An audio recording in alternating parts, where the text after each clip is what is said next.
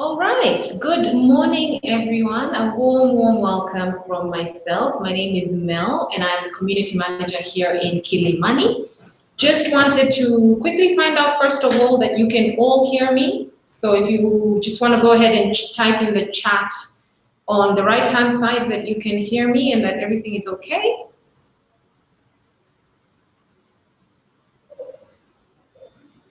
Fantastic, great, all right. So Karibu Sana, my name is Mel, as I said before. We'll be hosting this workshop about personal money matters, and I've got a very fantastic speaker with us today who'll be taking us through this. But before that, let me just let you know that this is Nairobi Garage. We are a co-working space, all right? And so basically, we have 3 locations within Nairobi. So Karen, Kilimani, and Spring Valley.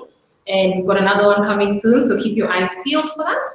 And yes, so we'd like to extend a warm welcome to you all. If you want to come and join us in the space and just learn about what we do, you're welcome to join us.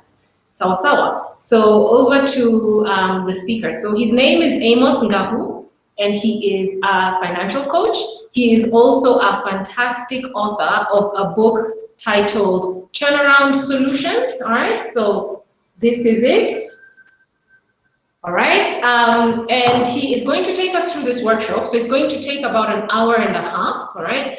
And I really want you to interact with us. So on the right-hand side, we have a chat screen. So you're welcome to just chat us there. If you have any questions, please pop them in the questions tab, all right? So that will make it easier for us to be able to access your questions. But other than that, allow me to say Karibu Sana and extend the floor to the awesome Amos Ngahu. Amos. Thank you. Thank you, Mel. Good morning, everyone. My name is Amos Ngahu. Well, I wear many hats. Ask me about basketball. Ask me about raising boys. And most importantly, that you can ask me about money and money decisions. So today, there's a lot that we can discuss about money. I mean, we can take a whole 2, 3, 4 days discussing about our finances. But today, I just want us to do a personal evaluation. And basically, a personal evaluation is to know where you are financially and why you are where you are. And to start us off, I'd like to just share 1 or 2 things. I'm hoping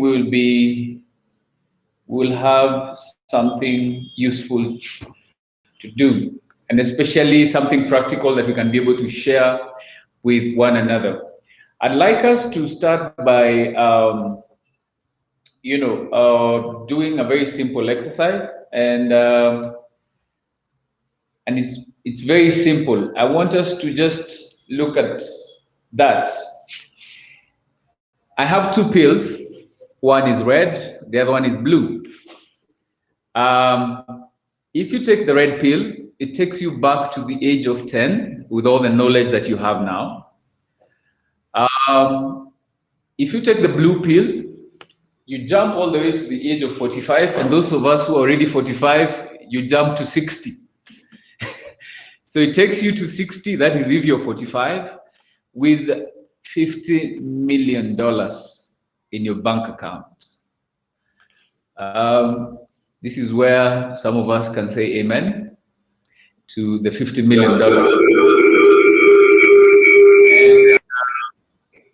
it is important for us to remember that this is just an imaginary pill, so it's not a real pill. So I want us to, on the chart, please tell me which pill you would pick. The red pill or the blue pill? One boy says red.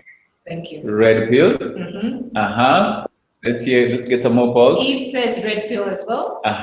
Rachel Obiambo says red pill. Where are the blue guys? Don't want to be rich. Tadeo says red. Moriki says red. Perez says blue. Perez. Who's that? Congratulations. Obiambo. Yeah. So how many red pills do you have so far? Too many to count, and only 2 blue pills so far. Okay. Yeah. I would wish to know why. If guys can tell us, just 2 people, we can read 2 comments. why they would pick the red pill. Yeah, so just let us know why. So why blue and why red? So Julian, maybe tell us, James, Kelly, someone tell us why blue, and everyone else, if you could just, one of you tell us why red. Because, and also remember, there's no right or wrong answer. Any reasons that have been given? No, still just the color streaming in. Oh, great. So we've got one boy who is our fantastic marketing manager. And she says, in this day and age, 50 million in my account at 45 years, most likely was gained by illegal means. Okay. Anybody else? No, we're still waiting on that. Oh, Rachel Odhiambo says, because by now I know stuff that I want to do differently, hence the red pill. Okay. All right. We can get one last. Yeah, so Nganga says, with the knowledge I have right now, if I could go back 10 years, I would earn more than 50 million. So that's interesting. Okay. Yeah. That sounds easily said than done. No, I like a confident person. So that's good, yeah. Because the next opportunity you have to do the right thing should be now. So let's see if she can make the 50 million. Absolutely. You know, age is no limit. Yeah. Yeah. Anybody the reason for the blue pill? So Julian, I believe, had said blue pill. Yes. So Julian says, even going back 10 years, I could never accumulate that much unless from inheritance or luck. Wow. So that's his reasoning for picking the blue pill. Okay. Yeah. Now, ladies and gentlemen, just allow me to put a disclaimer that whatever we are going to share or whatever we're going to share after this is purely going to provoke some thoughts. And one of the things I tell people is that I'd pray, please write on the chat that you forgive Amos in advance. I'd like to be forgiven in advance because some of the things we're going to share here are going to be things that will put you into a serious thought. So please chat their sign. That's your signature saying, I forgive him in advance. Am I forgiven or do I say here? You're forgiven. You're forgiven officially. Yeah. Okay, so why am I asking for your forgiveness in advance? This is because the things that we discuss when it comes to money are things that most of us don't find it comfortable to discuss, based on how we were brought up, based on the people that are around us. And shortly we are going to discuss something I call financial boundaries. Financial boundaries. How do you treat your friends? Do your friends know how much money you make? Or you just want them to know that you make enough money so that when you go out for lunch, all the bills are slid slowly, gently to your side. So those are some of the things that we are going to discuss. So I pray that you forgive me in advance, and from there I think we can do this thing. So allow me to go back to my slide again. I think we've lost something here. Yes, we are here. So back to my screen. Share. Okay. Now, something else I'd like to share with you, good people. Kindly note that when you pick the blue pill, for most people, the research has been done that for the blue pill funds is basically people who are excited, who are on their first job, who are on their first money, who are on their first contract. So the excitement is there. And it doesn't really matter the age, because it could be on your first job or you have really struggled in life and then you have the money. Yeah. And again, for the red pill, these are people who probably have made money before, made not so wise decisions. Guys, remember, you forgive me. Made decisions that are not so wise, and now you feel like this is another opportunity to make things right. So there's no wrong or right answer. And important to note is that, like I said, you already forgive me, but very important for you to note is when you are selecting the blue pill, you should be prepared not just on how to spend that money or how to utilize it, but also you should be prepared in case you lost it. Okay? You should be prepared. For those of us who would wish to go back to the age of 10, there is a lot of pain associated with people's journey. So, as much as we say, with all the knowledge I have now, I can make much more money, there's a lot of pain involved, there's a lot of hard work, there's a lot of sweat, there's a lot of dreaming. So, there's no actually right or wrong answer. And that is why, for me, I like operating with stories. I'd like to share a very interesting story that is dear to me about this guy. Anybody who knows who that is? From the chat, please. He stands at 7'2". Yes, I think we. No, I don't want to myself. Okay, anybody on the chat knows who that is? Oh, really?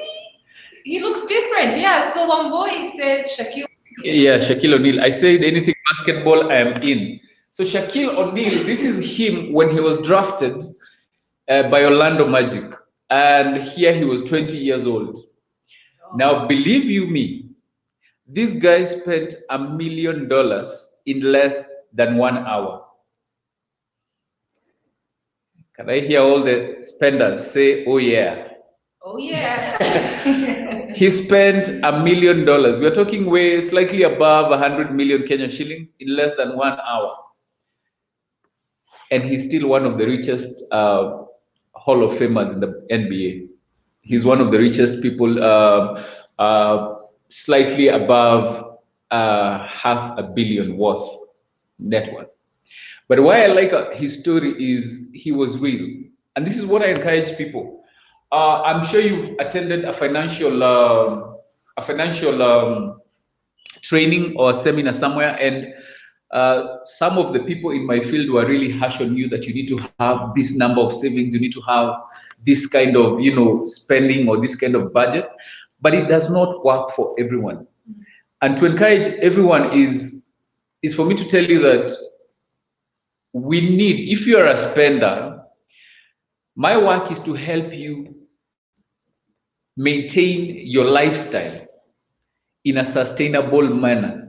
I don't want you to go to borrowing, but I want you, if you know you're a spender and you believe anything good was meant for you, that suit that is pinstriped is yours, and you believe it is meant for your shoulders, or that handbag that you see, Louis Vuitton, please make that lifestyle sustainable. And that is why every person's journey is different. And why I like this story about Shaq is that over the years, because the banks called him and asked him, why have you spent all that money? I mean, have you been robbed? Have you lost your car? No, he said no. Because he bought a Mercedes. His dad needed a similar one. They went back, bought one. Mm-hmm. The mom was like, I need a smaller version of that Mercedes. Can I get? He bought them houses, and it was done in less than an hour. But the question that, again, on this other side, the question we need to ask, are they the same? This is Kawhi Leonard. He still plays he's playing for the LA Clippers. But this guy still drives a 20-year-old car after signing a $94 million contract, $94 million, when he was playing for the Toronto Raptors. That tells you something. These are two different personalities. This one is more of a hoarder. He doesn't want to spend so much money on luxuries, but Shaq is, and that is how things are.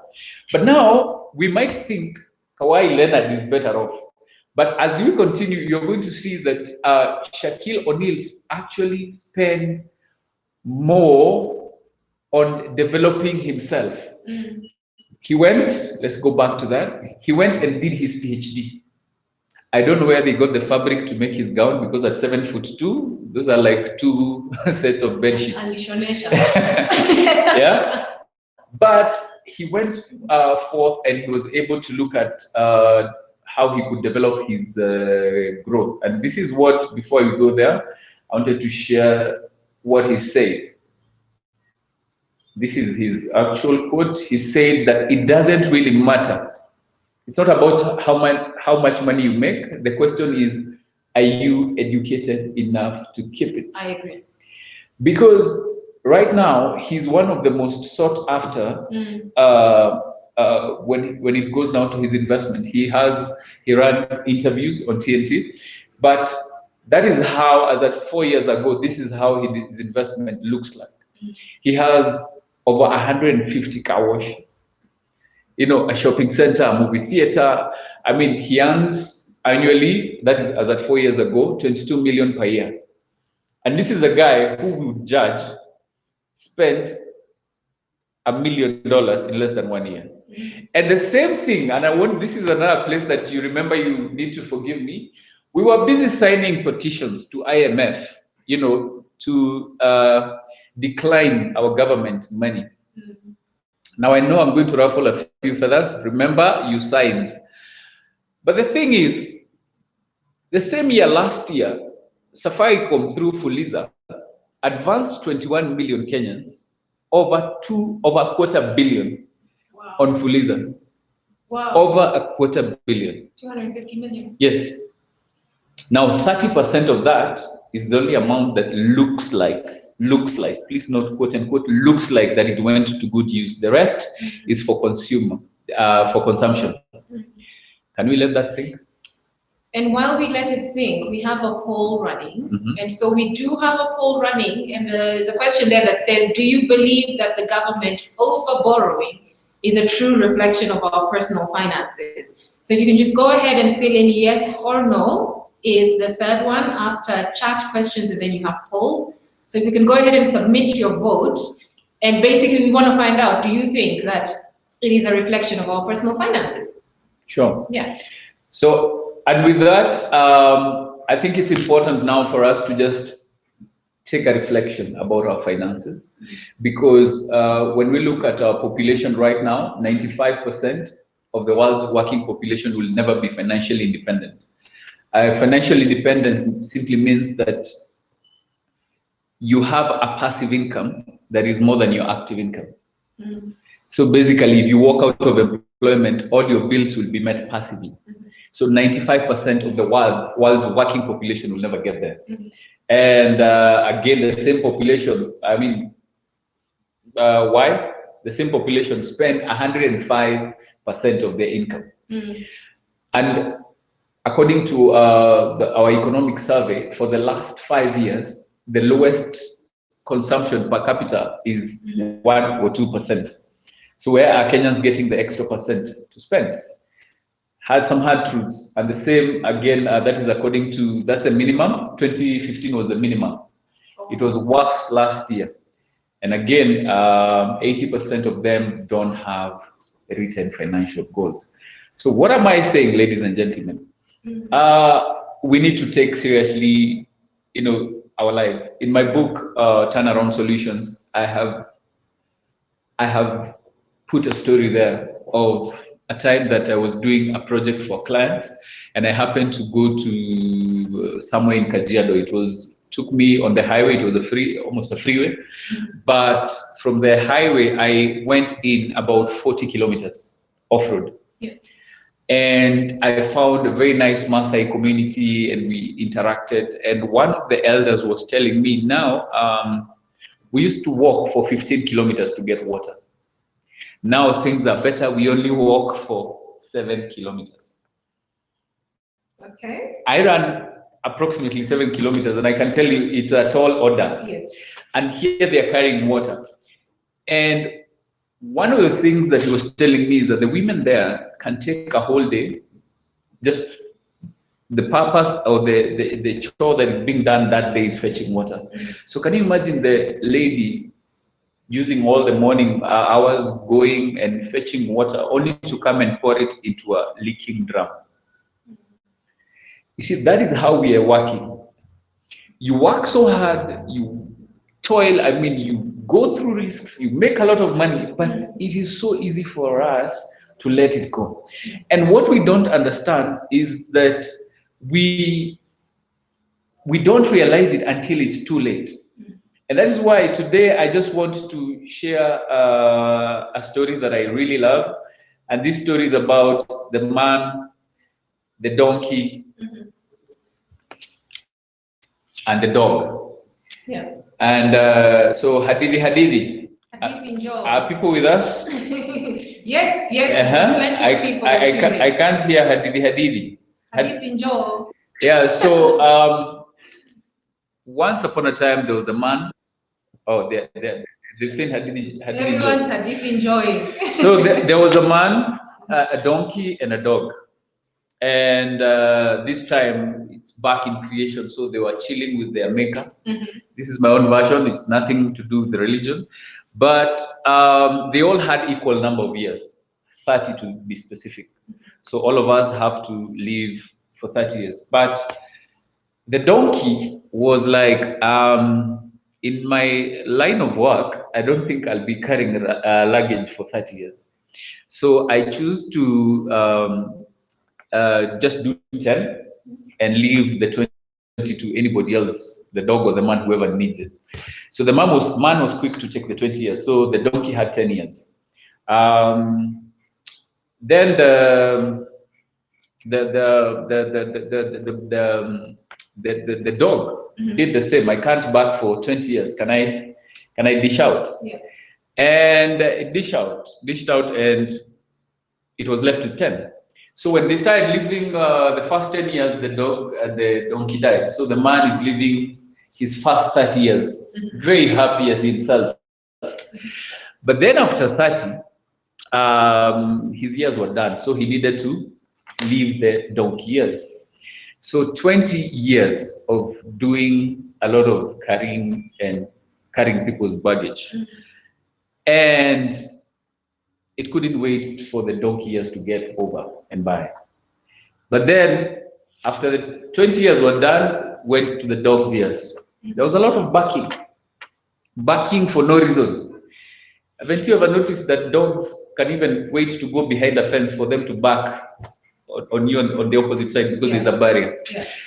And what is the purpose of this story? The first 30 years of man, that is depending on when you start working, are very easy because you're a dependent, you're a consumer. If you're a student, fees is paid for you. Yes. It can, steal a bit of your working career where you are now, I don't have much bills. I can do a road trip to Naivasha without really thinking about it. And you can easily live from hand to mouth. Yeah. Until now you get to the donkey stage where now you are carrying other people's luggage. You have now dependents. You have a spouse, you have a child. Your parents are getting old. You're paying their medical bills, you're supporting them here and there. And sometimes it can be very overwhelming. And it is overwhelming because even mentally you have to make decisions that will determine how loud you will bark in the dog's ears. Because now after retirement, on your active years, you go now to the dog ears. Yeah. And because now in the dog's ears, you're just barking and complaining, but just threatening. You're not biting. Why? Because now you're looking back and seeing the mistakes that you did is the same mistakes either your children are doing or the people that you mentor. And now you start barking.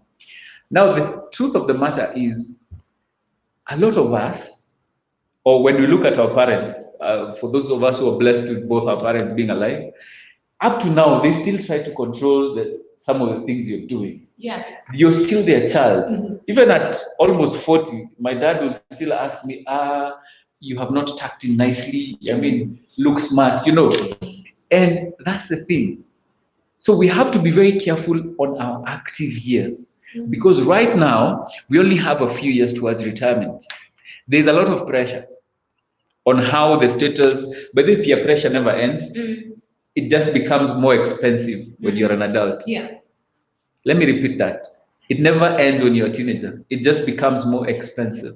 Because right now, if I see you with your nice CLS Mercedes, I'll want one.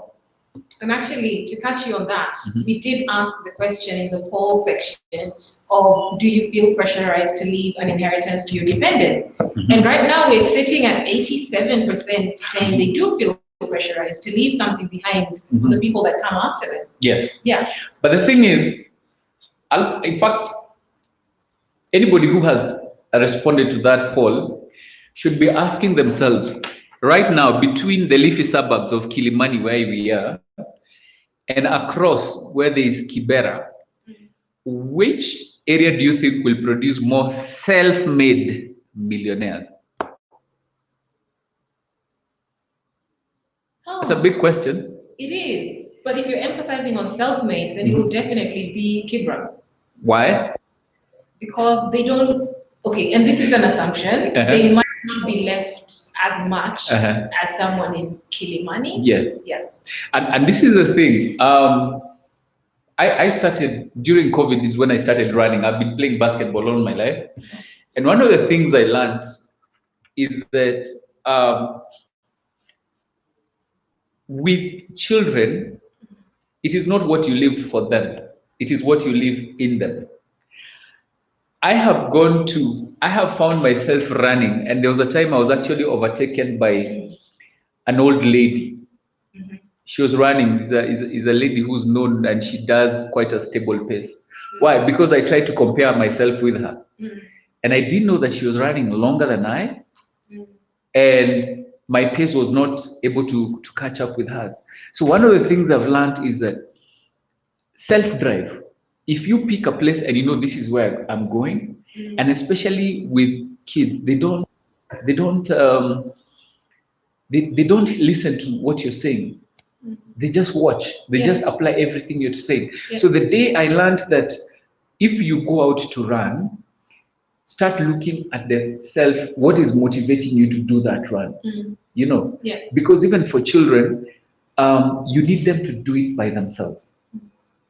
Okay, majority of us want to leave it to them, and what happens? We've seen it evidently.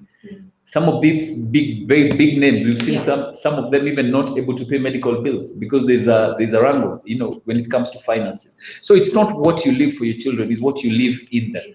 Okay, so according to my story now, I feel like we need to do much better, and I feel like we need to ask ourselves some very critical questions. So how much am I worth? And that is your net worth. And I like keeping it very simple. So I'd like us to take a pen and paper, just a simple pen and paper. And this is where, again, I remind you that you forgave me. The first time I did this exercise, it was, I won't mention his name, but it was a group CEO when I was employed who came and did this for us. And I remember very well, I was age 26. And I was on my first car loan, feeling very nice. You know, that dream that you have as a child? Yeah. I dreamt of having a white car. So by that time, I had gotten a car loan, and I was driving a white NZE VVTi with tints and alloy rims. You should have seen me in Thika, with windows open and loud music, with my elbow out, yes, signifying greater than, you know, that elbow that you put out of the window. And I was so excited, and I felt like I have really achieved. Until I did this balance sheet, and I remember very well, I'll just say one of his name. He said, Tom said this, that some of you, the only asset you have is a car. So the further you drive away from home, the poorer your family becomes. Up to now, I've never forgotten, because it really pained me that the only asset I have is a car, which is a depreciating asset. So he told us, please do a balance sheet and make sure that every time you increase your net worth, either through clearing debt, reducing your expenses, of building up on savings. So he told us to draw a T account, and we are going to do it in a very simple way. So just take a piece of paper and divide it into two. You have the right side and the left side. Just write your name up there and say that is your balance sheet. So on the left-hand side, we are going to start with what we own. We're going to start with what we own. And if you get yourself a copy of my book, the balance sheet is there. You can always be able to do it. And we also have an advanced soft copy. But today we just want to keep it simple. So on my book, on page 30, you will see there's a balance sheet there. And again, if you are seated in a place where you're with other people, and they can hear what you're doing, and you're a young person and you don't have that kind of an asset, please look busy. Look like you're very busy on the side of assets. You can even look like you're calculating with your fingers. So let's go to land. If you own a piece of land, put the value there, not the exaggerated value where my cousins tell you ati mali umekanyaga hapo. Mel, hiyo ni bypass. No. So the price we bought it at? No, market price right now. Market price, yeah. current valuation. Let's use a quick sale price. Okay. Not inherited, but land that you have bought. And please, if you don't have land, please look busy, look like you're calculating something. House, that is if you own a house, put the value there. If you have savings like in a SACCO, that is saving societies, put the value of your savings there. If you have savings in your bank account, please, I know guys have just been paid, so we are not talking about your salary in terms of savings. Let's do that. Let's do the bank balance. If we can do the life cover, if you have a life cover somewhere, put the sum assured. Okay. If you're in a pension, if you're in a pension,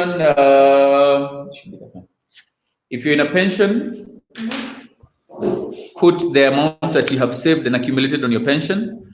And for those of us who've really moved from one employer to another, please track your pension. You might be leaving a lot of money behind. And then we go to group life. If your employer is providing group life, put it there, but it only ends after you've left. And any other asset that you might have in terms of business assets, any form of asset that you might be having. So it is important for us to do that. So with all these assets, please get the total down there and put it down on your piece of paper. That is all. Those are the assets that you have. Okay. And then on this other side, we go to liabilities. Liabilities, basically, this is what you owe other people. So if you have loans like bank loans, SACCO loans, shy locks, for those of us who like having selective amnesia on loans, and two of them are very common, that is shy locks and HELB. So if you have those two, please put them down there. If you have a mortgage, if you have a personal loan that you owe another individual, put it there. Car loan, if you're paying a balance on your loan, please let it be listed there. And before we get the total, there's one debt that has become a thing. In fact, we have normalized.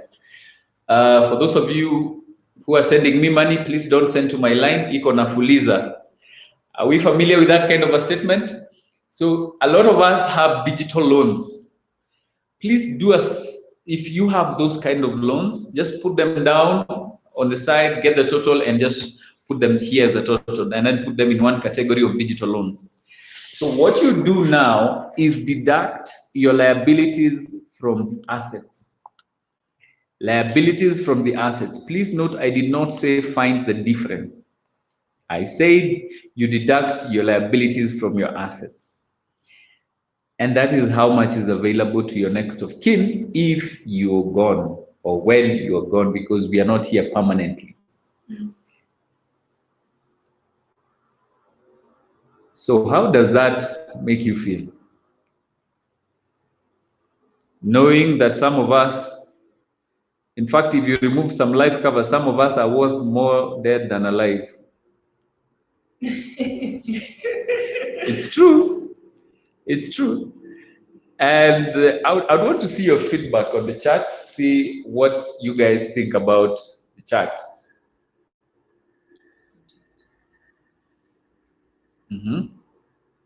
What do we have on the chart?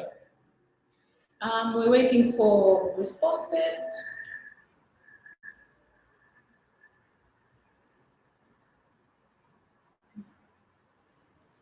Let us know what you think in the chat. It would be awesome.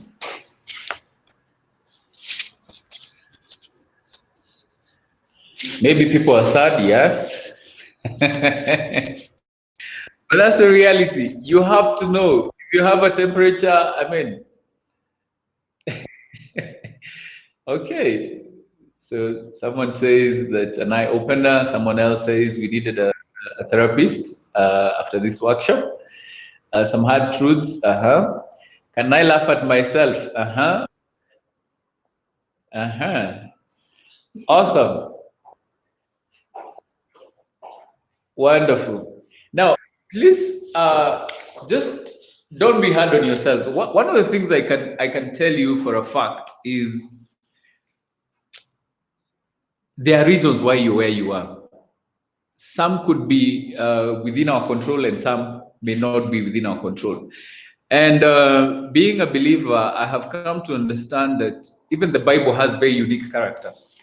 We all talk about Solomon in his wisdom, who became quite wealthy. But can you imagine in the same Bible, there's this guy called Lazarus. And Lazarus, not the short one, but Lazarus who ate from what fell from the rich man's table.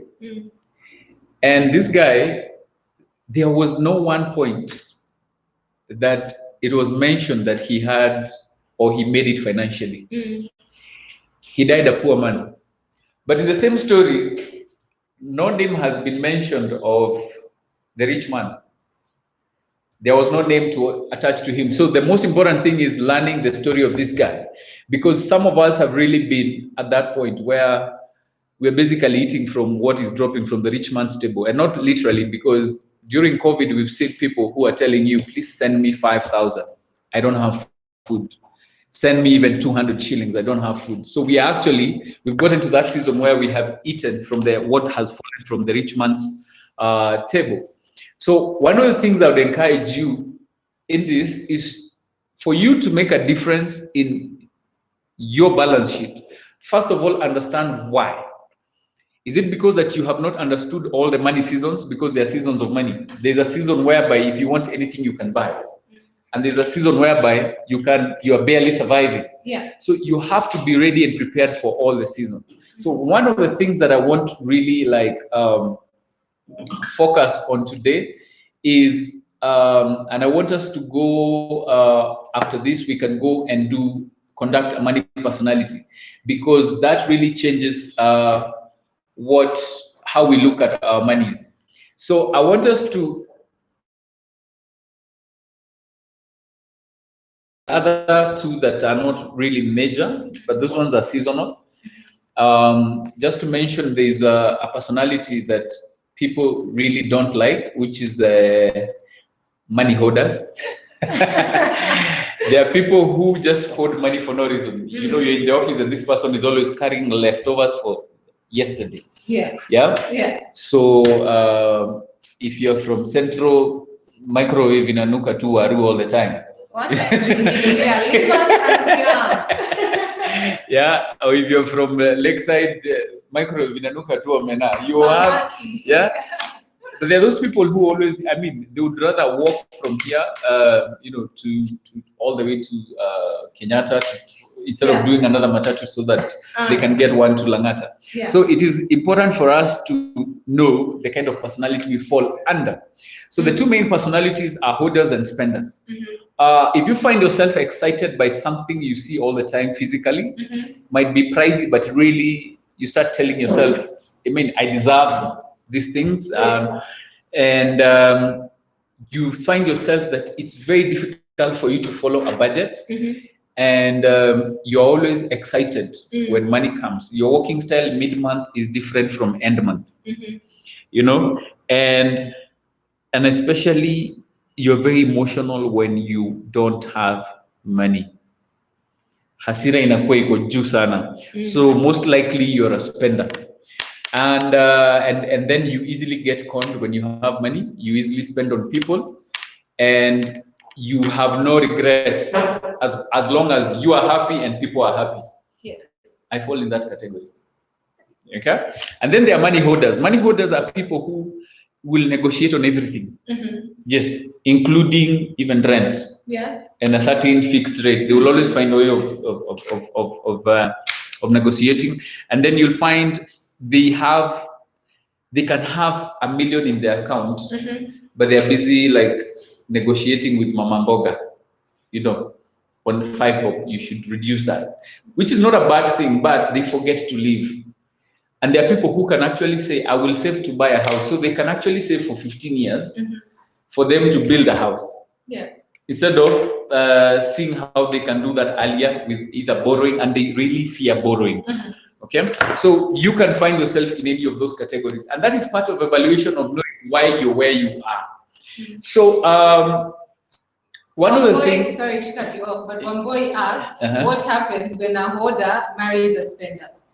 A hoarder marries a spender. That's a very good combination because they neutralize each other. And I feel like in any situation, in any relationship, one will be more of one than the other. And so one will automatically be a hoarder and the other on a spender. Wambo is on point because one of the things that we are going into, because now we've looked at money personalities, that is part of evaluation, knowing where we are. Now, can you evaluate financial boundaries? Because that's where she's going. A lot of people, and like she mentioned, in these relationships, the number one cause of divorce globally, and we're not talking about Bill Gates, the number one cause of divorce globally, statistically, is financial issues. Even Bill Gates. Yeah. Even. Because one of the things that I've come to understand is that people focus when, and especially if you're going to be counseled in marriage, you're told have a joint account, but you can have a joint account, but you're not doing things in agreement.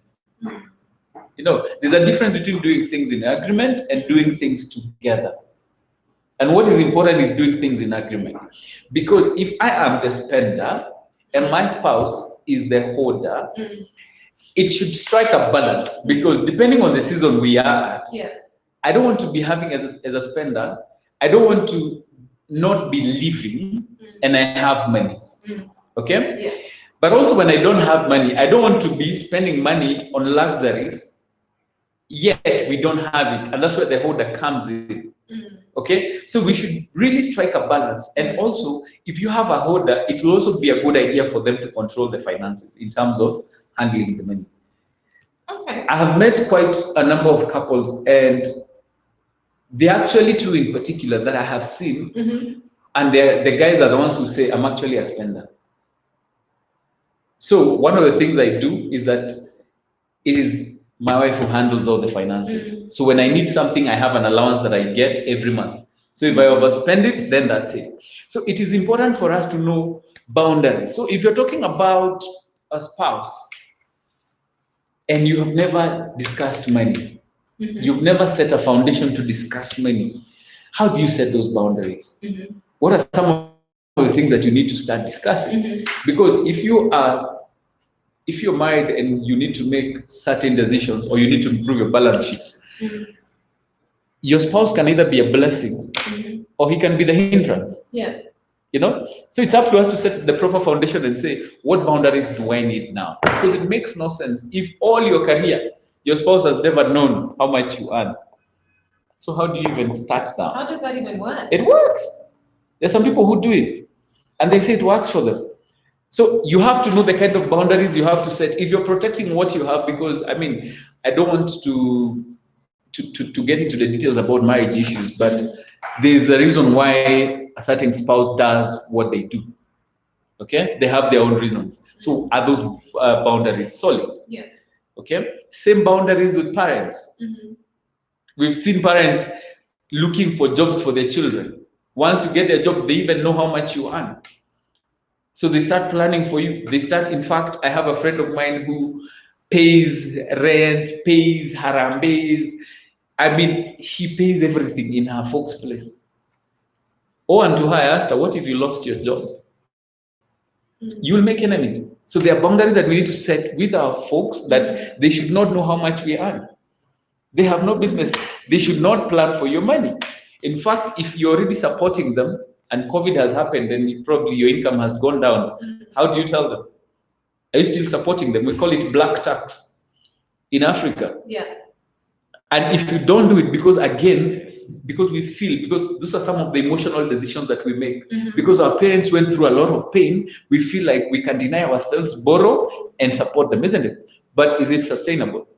If the person that's fulfilling this black tax, if the person is in a comfortable position, yes, is the boundary then something that is individual, person to person? My boundary may not be your boundary. Yes. So you're saying that we should not disclose certain information to parents. Yes. But what if I'm okay with it? What if I'm okay with them knowing that this is how much money I make?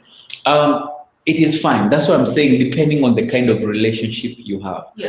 I have people who have parents who are very supportive. They're not asking you so that you can support them. Yeah. Some of them are even doing much better than you. But guess what they're doing? They're just trying to guide you. Yeah. So if you get guidance, because there are parents who are very financially savvy, and they can be able to help their kids here and there. Oh, yeah. Personally, I would want to get involved in my children's business. And one of the ways I would want to do that, again, now moving now to children's boundaries, is let them know, let them understand. Yeah, and Julie Okech says, I think boundaries should be discussed in all types of relationships, from parents to siblings, friends, and spouses. Yes. Yeah. Thank you, Julie, because this is where now you're taking it now to children. Yeah. You might communicate in terms of kids knowing what you have, but let's be very careful that they're not entitled. Okay? Yeah. I learned this from a friend of mine who is way older than me, and he told me he started giving his inheritance to his kids when they got to 18. Yeah. And I started asking myself, how do I do that? Because in the kind of business I am, I've recently got into construction, and I've learned a lot. So during holidays in high school, I have 2 boys. These boys will have to go to the site. They will have to learn how to put a nail to the wood. Yes. You understand? Yeah. We have boys right now who are teenagers, and they can't even change a bulb. Let them learn that. During holidays, I am not giving them pocket money. They will earn it. Yeah. Like a normal Mijengo guy. By the time they are done in high school, by the time you give him money to do a house, to supervise it, even before he goes to campus, he has learned how to generate a passive income. And also just to know that this money it's not manufactured in dad's wallet. Exactly. It comes from work. Exactly. Yeah. So that by the time they're joining campus, which I'll not pay, they will be able to pay for themselves. They have understood the importance of having a passive income. So whether he wants to pursue medicine, whether he wants to pursue sporting, they understand how to generate a passive income. And that now relieves me of the stress of having 100 million sitting for them after my retirement, after I'm long gone. So that, and just to chime in on that, so we had the poll question, Yes. that says, what is more important to you, savings or a passive income? And right now, 73% of people are saying a passive income. Passive income. Right. That is awesome. We'll get there shortly. Yeah, so that's quite interesting. So feel free to keep populating the polls, guys, answer the questions, and just let us know where you stand, and we can always discuss that. The other money boundary, friends. Now, those are the people who are actually derailing us. And we have really noticed that I was doing a study done by the guys who are doing the research on digital lending. Guess what? Yeah. Use Fuliza to be specific. Fridays. Furahi day. Fridays. Yes, sir. Guess between what time and what time? Oh, curfew or no curfew? That was before curfew. Before curfew, 8 p.m.? 4 to 8 p.m. I promise I don't do it. I don't do it. Yeah? that is how the stats were. Yeah. And it shocked me, and I was wondering, is that the time that people go to Gikomba to buy stuff to sell? No, unfortunately. So where do you think they are? Or they're in church doing offering, and they're so touched that they have to fully for offering? And even if they are Muslims, Muslims pray at 1 o'clock. Yes. So you cannot tell me it's because they're doing zakah. No. That tells you a lot of it is going towards entertainment. And very few times will you find yourself, Mel, going to a place to entertain yourself and you don't have money and you just feel it. Very few times. It has to come with pressure. The pressure. Yes. So, friends, have we learned to tell them no? Yeah, and Julian Washira actually says this conversation is really hitting. One family friend recently told me that, yes, I can be a bridge for my folks and siblings to get to the other side. The unfortunate reality, many a times when they cross, they burn it, right? Yeah. They prosper and you're left picking yourself up with little or no energy left. I love that. And with a lot of heart. Yeah. With a lot of heart, because I have seen especially the firstborn syndrome, especially if you come from a poor family. I don't know why this happens, but most firstborns from poor families, they learn to be adults at a very early age. Yeah. So by the time even they're on their first job, they're not thinking about themselves. They're thinking about supporting their siblings and their parents. The day these guys cross over, you know, they easily forget about you. And there's a lot of heart. And so that is why I was saying that it is important to have these boundaries to protect yourself. Yes. If you can do it in a sustainable manner. And for me, I tell people at some point, I used to support my parents monthly with a certain amount. But when I got married and I got, like I shared, I got into my first car loan, which I used 2 loans to finance plus insurance. Yes. One of the things I learned is that there was a time I delayed sending the money, but you could tell there's a sense of entitlement. Yeah. Okay. And yes, and one of the things that I did is go there and I told them, you know what? Right now I'm getting married. I may not be able to afford. And that communication is very important. Yeah. Because you prepare them. So it becomes irregular, and sometimes you send it when you have it and not when you have to. Because we have to be realistic with these things. Because the goal here ultimately is to be able to do that sustainably. Yes. So, these boundaries with friends, we should have them very solid. Friends should not know how much you pay for rent. They should not know how much you use to entertain yourself.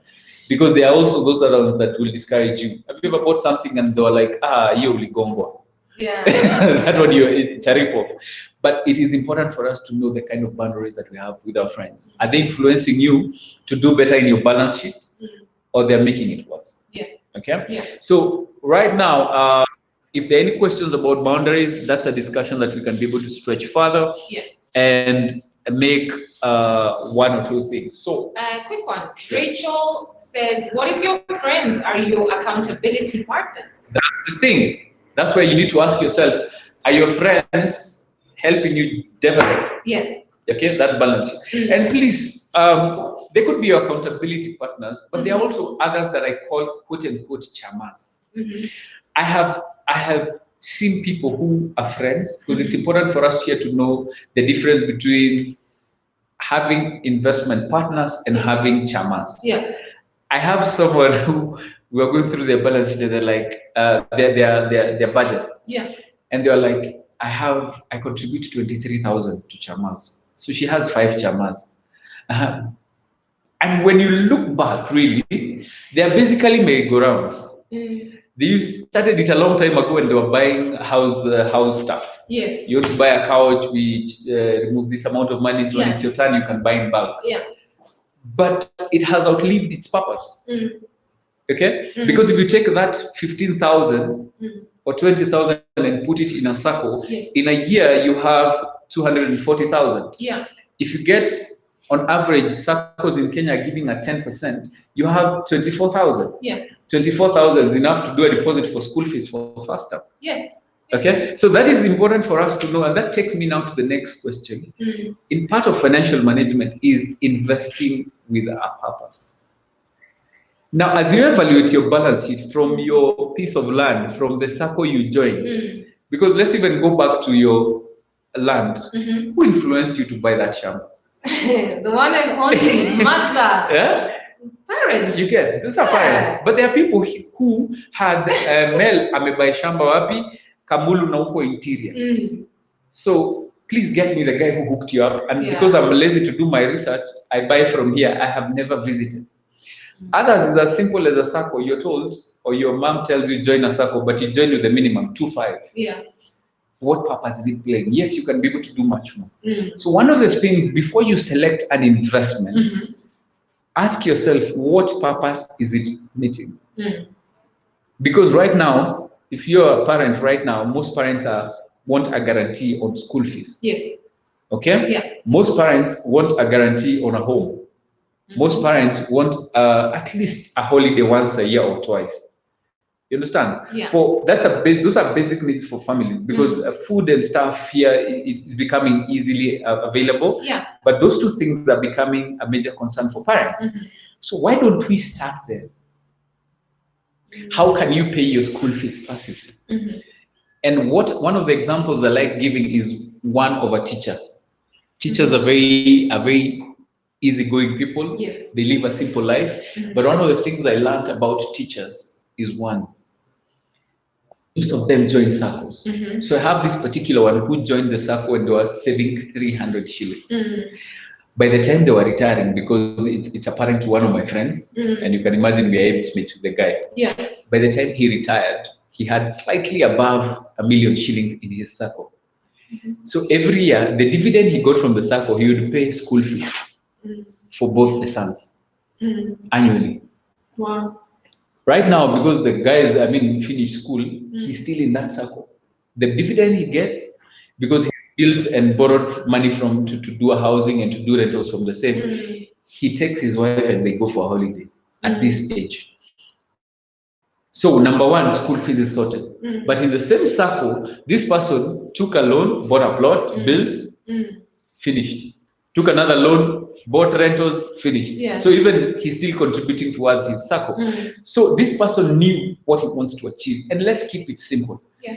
Having any of your recurrent expenses met passively. Okay? And even simplifying it further, forget about the circle. How many times, even in a month, do you get someone telling you, hey, Mel, take this 1,000, just do lunch? We've all gotten that, isn't it? Or even more. Yeah. Okay? When you do a good job, yeah, why not? Yeah, so let's take an example, even 500 bob. 500 bob, if I give you 500 bob right now, and you had plans for lunch, chances are it will go to waste. But why don't you take that 500 bob, go to your M-Pesa or whichever way you pay your electricity, you buy your tokens, and buy tokens.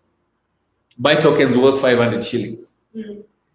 Trust you me, at the end of the month, you will have your bills less 500 shillings.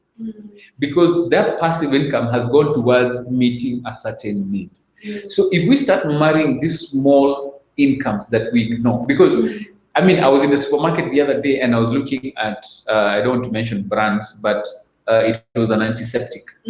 So it was a big bottle, but then a small one was attached to it as a free gift. Classic. Yes. And let me tell you something. A lot of us go towards using the small one first. And a lot of it goes to wastage because we have a bigger one. But if we hide it somewhere, the day if the bigger one, it can spill or run out, the day you see that small one, it becomes a lifeline. Oh yeah, for sure. You get? Yeah. And that's how we should be looking at these small incomes. Remember, there is no money that is too small to invest. If it doesn't make sense, throw it into an expense. It will make sense in the long run. I really like that. And I'll take this chance to just remind people, welcome again, and your questions. We would like you to ask some questions. So go ahead and populate the questions tab on the right-hand side of the screen. We've got the professional here, right? We've got the coach here. So any questions you have concerning personal finances, just go ahead and ask them and we'll be able to jump onto them in a few minutes, all right? But yeah, really good conversation. Really interesting conversation. And I remember Rachel had asked us about friends being accountability partners. And Wamboy was also gracious to say that I guess it really is up to Rachel what she decides to do with each of these friendships and how much information she decides to disclose. Yes. But at the end of the day, to review. Yes. To go back to the drawing board and review these friendships if they're still serving a purpose. And John says there's no money too small to invest. Yes. Yeah. There's no money too small to invest. And one of the things that I've learned is there was a survey done by one of the retirement companies, and I'm sharing the screen right now. You can see that out of 100 people that were interviewed at retirement, 49 will be dependent on family or charity. Wow. Please just look around. A lot of people who've retired just depend on people. 29 will be dead. Okay. 12 will be broke. 5 will still be working. And we've seen this in government. Someone does not want to leave the office, even at 70s and their 80s, they're still being put on boards. Then 4 will be financially independent and only 1 will be rich. This reminds me of that famous speech by Earl Nightingale. I think he says something like this. Where he basically says 50 of them will be dependent on others.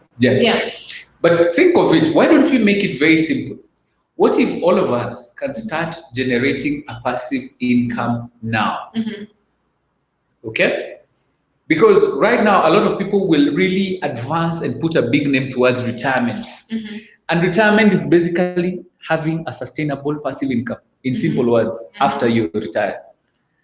Okay? Because majority of us want to accumulate for retirement. You've been employed all your life, but it's only at 60 that you want to start a business. And we've seen it doing more damage than good. So with these statistics, I want us to just pause and think about our lives. Like we asked before, what is more important? A passive income or savings? Let's go back to the poll actually to find if that's changed. So no, we're still sitting at the majority. So 73% say that a passive income is more makes more sense. Yeah, it's more important to them than savings. I guess the idea is that savings will run out. Yes. But also savings are there, right? If you have savings, you have them. You know, passive income is this income that's somewhere in the clouds. I mean, And one of the things I learned, and I learned this during COVID, a lot of experts in my field will tell you that at least have a 6 months buffer worth of your expenses. Emergency fund. Yes, for at least 6 months. And then last year we had a lockdown. And especially if you're in business that requires a lot of gathering, there's no income that was coming your way. And for me, I found myself there. It's 3 or 4 months and now you're looking at your savings, you're depleted. So what happens? So my conclusion, that is my personal conclusion, is that savings are overrated. Oh no. They are overrated. And that is on a personal level. Now I'm speaking as Amos the spender. And one of the key things, and this, if anybody is going to take away anything from this workshop, should be this. Part of evaluation is knowing that my balance sheet might be looking well. I might be having several pieces of land, several properties, savings, but is it generating enough? Am I optimizing my balance sheet? I run a program called Money Gossip, and one of the things that we did, why Money Gossip is because a lot of young people are saying we don't have money. So I told them, can we gossip about it in a session? So that's how we came up with the name Money Gossip. And the program really has been, provoking young people to make better decisions. And I hosted one of my very good friends who happens to be a DVC in one of the local universities, and who happens to be an economist. And he told me, I have done my balance sheet with you, yes.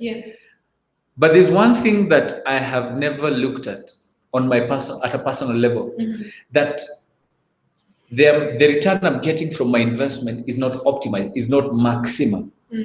Because he explained it to me in a very simple way. If, for instance, we are on 9th floor, if I am selling to you a bottle of water right now for 20 shillings, but my profit, because I've bought it from the shop here, I am making 5 shillings. But if I walk across the road, it's cheaper, and I will make an extra 10 shillings. So I'll sell it, I'll buy it at 10 bob and sell it to you at 20 bob. But if I buy it at let's say at the coffee place, I'll make 5 shillings. In economics, if I don't go across the road, I have lost the 5 shillings because I've not made the most out of it. So yes, some of us are walking around feeling like, you know, we have to make more money. Some of us, if we do a proper evaluation of our balance sheet, we may never have to borrow again. We may never have to save again. We just need to maximize the most of our balance. I think they call that living within your means. Yes. Right? Yes. Yeah. And in terms of assets, maximizing the returns. Some of us may never have to work again. And when I realized that is when I was able now to reorganize. If I have property somewhere, I had to, you know, restructure so that I could make the most out of it. And that's how the construction company has come up. So it is very important for us to understand that when you do your balance sheet, ask yourself, is this the most that I can get out of it?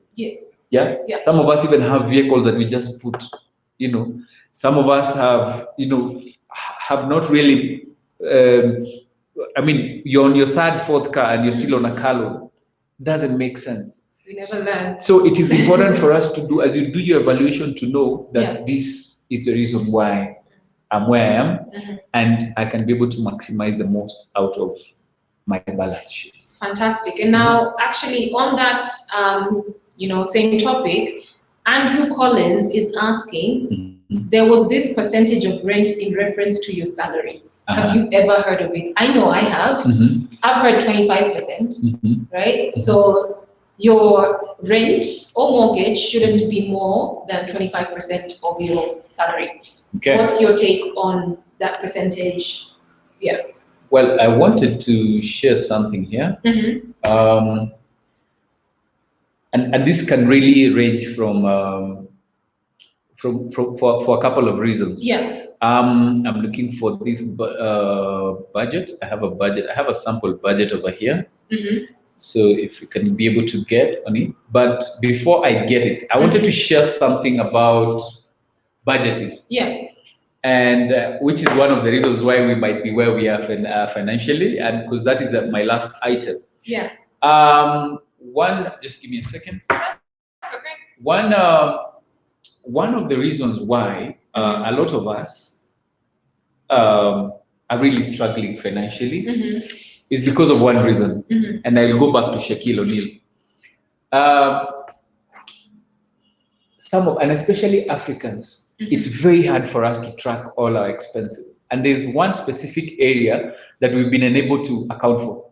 The black tax that we're talking about, that you're giving to someone has lost their parents, or they have a wedding, or someone is just asking, just borrows money from you. We don't account for it. But if you ask me how much I spend on fuel, I'll tell you.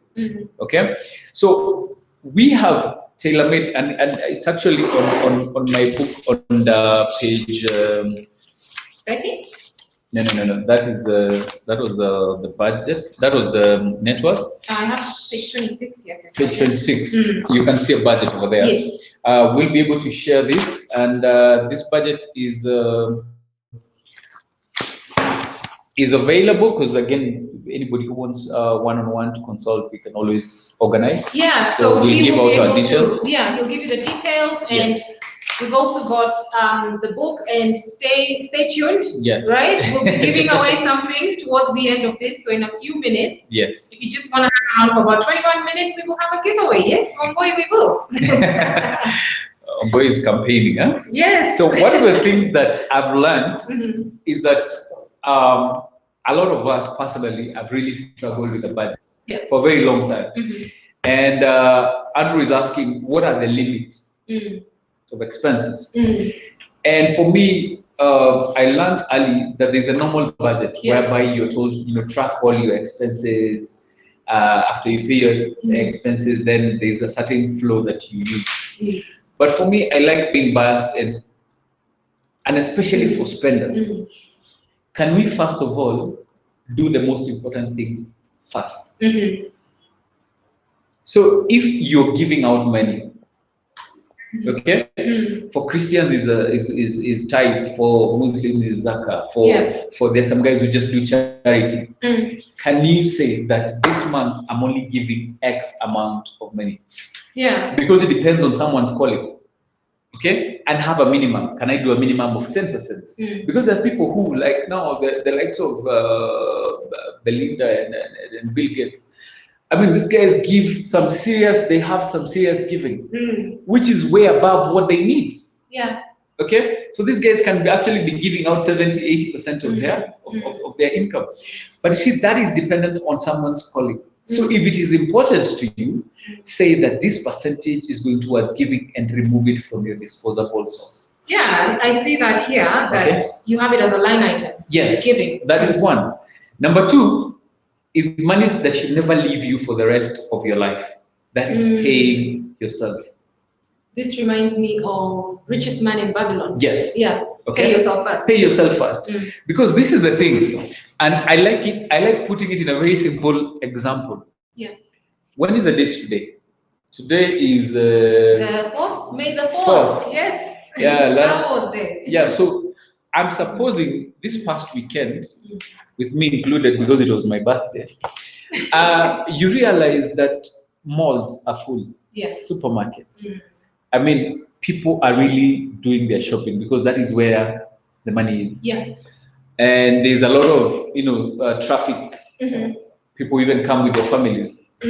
But please observe mid-month. Even the walking style of people changes.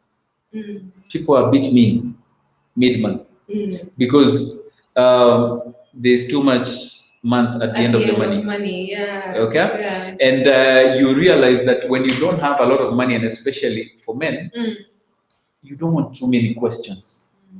Okay.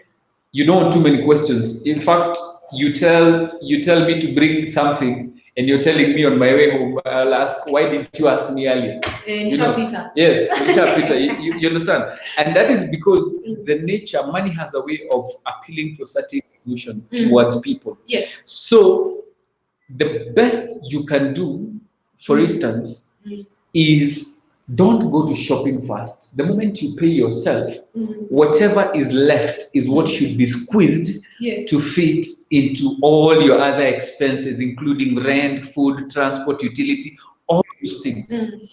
And why is that so? If, for instance, we have been paid today, or we were paid on Friday, and you've taken your black tax, you've done your tithe, or you've given what you're supposed to give, and you have saved the money that you're supposed to save. And let's say you're doing your shopping today is Tuesday. Chances are you won't go with your card. Yeah. Chances are you'll go with cash because you have a limit. I say I only have 3,000 to do my shopping. You'll be, weighing between flour of 92 bob and flour of 90 bob. Which one will you pick? 90 for sure. Why? Because now because you're not forcing the expenses to fit into your bank balance or into your cash, not the other way around. You'll be very careful about how you spend. But you try that when you've just been paid and you have your card. Trust you me, the shopping list we say is in the head.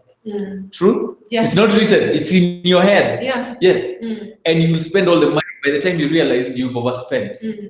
Even if you overspend by 300 shillings, that's too much. And I think what someone had mentioned, a gentleman called Mike McAllowitz, a book called Profit First, he mentions that it's innate in us to do bank balance accounting. Yes. Where you look at the amount in your account, then that's what you gauge and say, that's what I can spend. Yes. So if there's 10,000, you'll spend 10,000. Yes.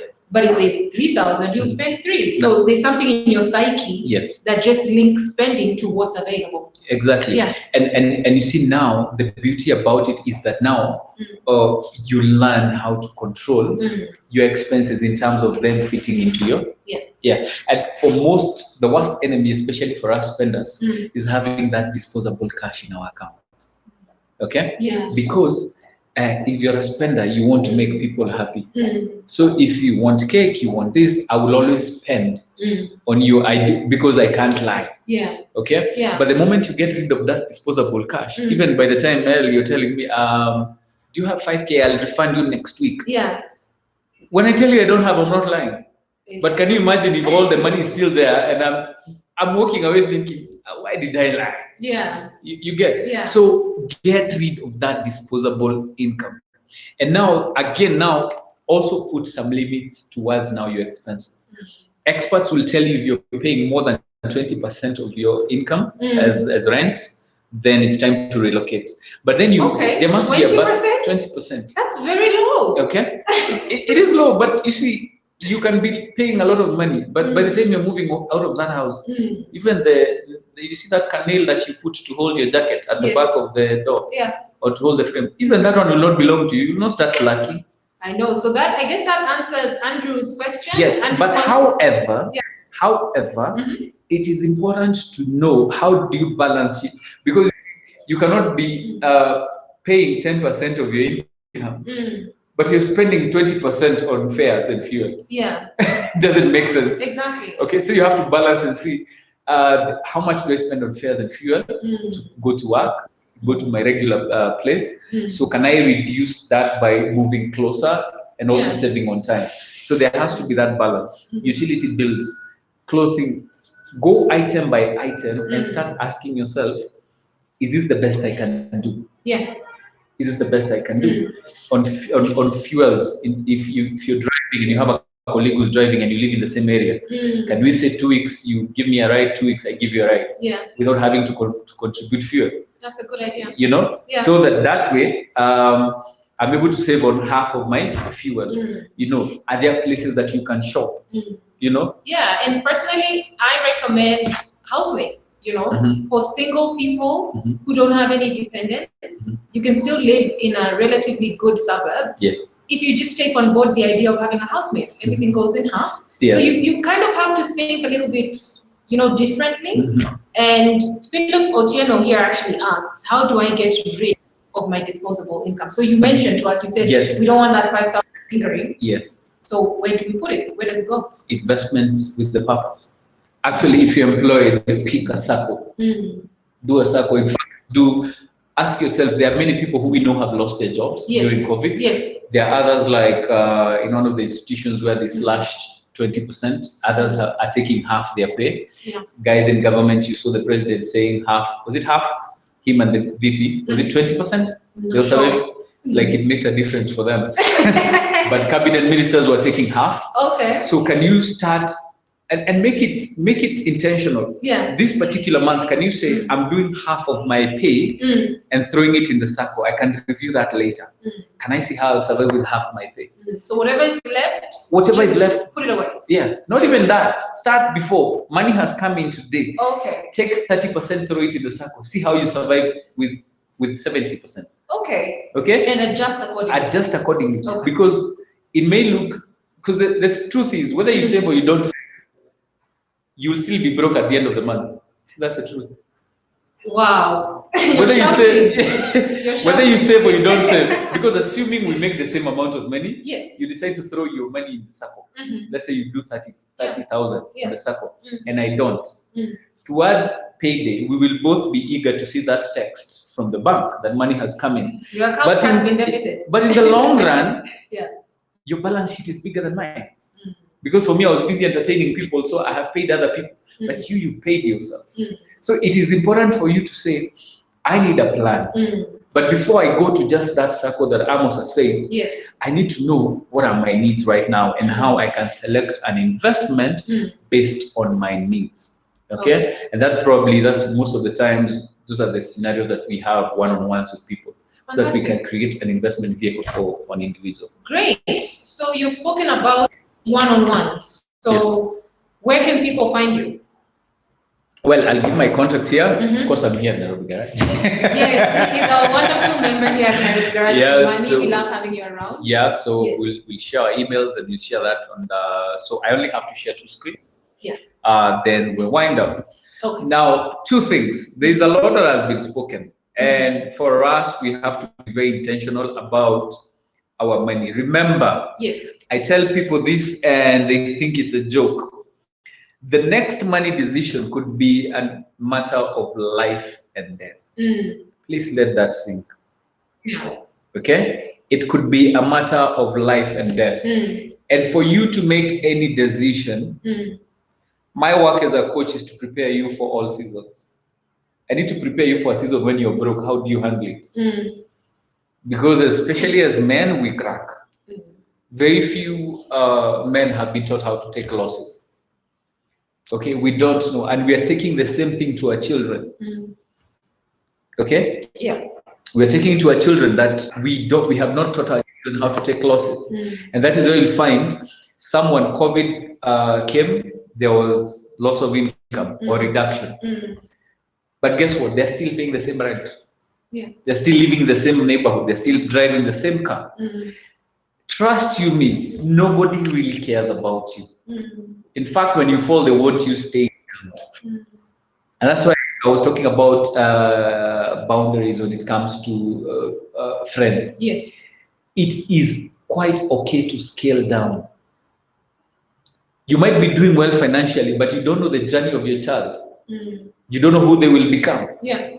You don't know when they will need that lesson in loss. And that's what I was telling you. As many are the children of God, you can see that one guy is living off what falls from the rich man's table. The other one is filthy rich. So can we prepare ourselves for these times? And that is why it is important. Yeah. When you need to scale down, when you need to move to a smaller house, let the kids understand that right now, don't tell them you can't afford, ask them how can we afford. Kids will have very good ideas.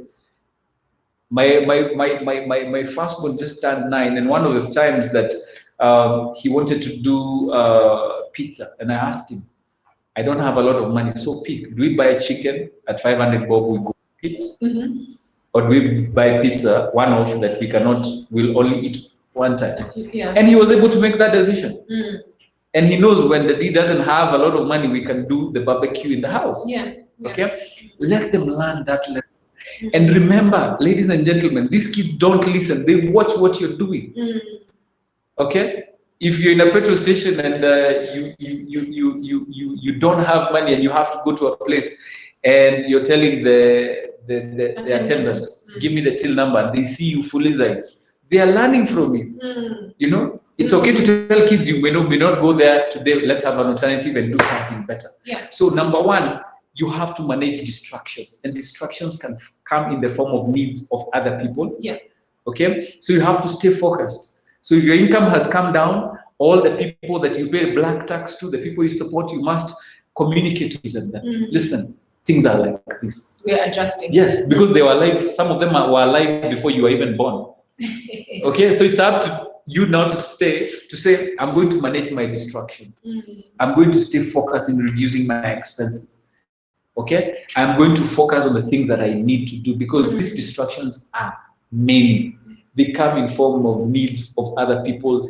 They come in forms of emergencies, you know, and we have to manage them. Number two, and this is the heart of everything, emotional competence. My goodness. And especially parents, we need to stop playing the role of God in our children's lives. We are not God. And I feel like a lot of us really are limiting the blessings that are coming to our children because we want them to do things the way we want. Yeah. Or the way we are doing things.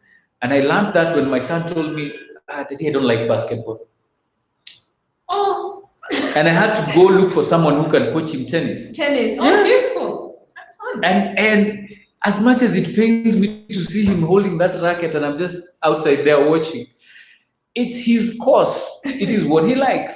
And I'll expose him to more sports so that over time, that if he plans to pursue it professionally, let him pursue. Yeah. Because are there people making a lot of money out of sports? Yeah. Billions. Absolutely. Okay? So for us, let's not making those emotional decisions. Please, I have seen a mother taking a loan against her savings. Yeah. And her pension to take a loan for the son to start a business. My goodness. The day someone said that in a forum, I was cursed. Why are you doing so? Yeah. I tell people, and I'm not saying that my kids must go through a hard time. My first job, I was working in a construction site, not as an engineer, yeah, but as someone who was ferrying stones for the fundis. Okay, but I learned vital lessons. Okay, so let's not that major lesson, escape your children because you don't want them, because you want them to stay soft. No, emotional competence. Okay, if you lost your job, you don't have to prove anything, especially for men. If you don't have money, let your significant others know, listen, for now, this is the thing, these are the things, this is the way things are. I've been told that there are men walking around Nairobi who lost their jobs last year in April. And today, every morning, they kiss their families goodbye that they are going to work. Oh no. They've never communicated. Emotional competence. No. So they are digging deeper into debt slowly by slowly. They are selling off assets without family knowing. Maybe they're just trying to manifest their next job out there. But the thing is, you're not living the time. You have to be realistic. Yeah. So I believe with these two things, managing distractions and having emotional competence, will really be able to take us to the next level. I think it's time for, if someone has a question, they can ask. Yeah, so I guess Philip just reiterated the fact that he feels that his disposable income is too small to invest. And so, just reminded him that there's no too small an amount to invest. Who's that, Philip? Yeah, Philip.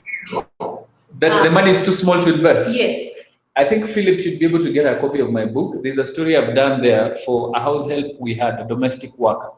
In my book, the maximum she ever earned with us was 8,000.